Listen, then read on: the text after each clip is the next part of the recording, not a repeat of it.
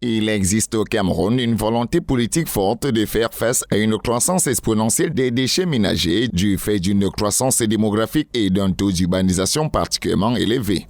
Fondée en 1969, la Société d'hygiène et de salubrité du Cameroun est le principal acteur privé de gestion des déchets du pays et opère sur délégation des services publics, le service de collecte et de traitement des déchets ménagers. Sur le terrain, le travail paraît ardu pour cette structure. Le plan de la démographie, que ce soit dans une ville comme Douala ou dans le Cameroun de manière générale, la population est de plus en plus croissante. Et malheureusement, la société ISACAM, qui est une société citoyenne, qui se bat comme elle peut, n'a malheureusement plus assez d'énergie pour pouvoir apporter des solutions au niveau des problématiques d'hygiène et de salubrité. Bien sûr, le personnel est non seulement pas assez outillé, mais il est insuffisant pour répondre aux problèmes que nos cités regorgent aujourd'hui. Pour certains experts, la capacité de l'entreprise en charge du ramassage des ordures ménagères ne pose pas de problème. Le parc automobile d'ISACAM ne pose pas un problème sur la propreté de la ville. Il est clair, on ne peut pas le nier, qu'il est amorti, mais il n'est pas un frein à l'enlèvement des ordures ménagères. Il n'est pas un frein pour la qualité de la propreté dans la ville de Douala.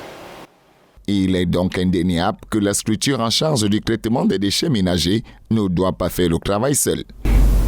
Dans les années 2012, la ville de Douala produisait 1200 tonnes de déchets par jour. Arrivé en 2020, combien on produit aujourd'hui? Ce n'est pas véritablement déclaré.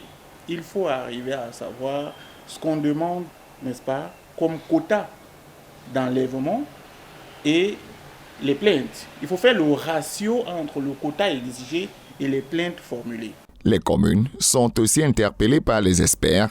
Les collectivités locales doivent intervenir. Les déchets sont pourtant une source de revenus intarissables de la vie des experts. Les ordures donnent de l'argent. Avec les ordures, vous avez de l'argent et avec cet argent, vous pouvez régler les problèmes, les charges qui sont les vôtres, mais également investir sur d'autres activités qui peuvent être porteurs, qui peuvent être génératrices de revenus. Il est important pour chaque commune d'avoir ce qu'on appelle un centre de tri. ISACAM collecte plus de 1,5 million de tonnes de déchets par an, soit plus de 4 000 tonnes par jour sur les 16 000 tonnes par jour environ produites dans le pays. Avec l'expansion des nouveaux quartiers, un nouveau contrat doit être établi entre l'entreprise en charge du traitement des déchets et les pouvoirs publics. Aménager nos routes, parce que ISACAM n'arrive pas, les nouveaux quartiers n'étaient pas dans la cartographie, dans le pipeline du tracé d'enlèvement des déchets d'ISACAM. C'est ça que j'ai dit. Et qu'aujourd'hui, ces nouveaux quartiers, ils sont ajoutés. Et effectivement, le flux de déchets a augmenté. Le contrat d'enlèvement, lui, il est resté. Vous comprenez? Il faut donc le revoir.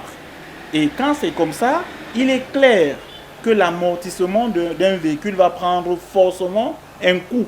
Afin de s'adapter à la forte croissance des villes camerounaises et d'optimiser le service de collecte des déchets, une chose est sûre, un nouveau paradigme doit obligatoirement être enclenché.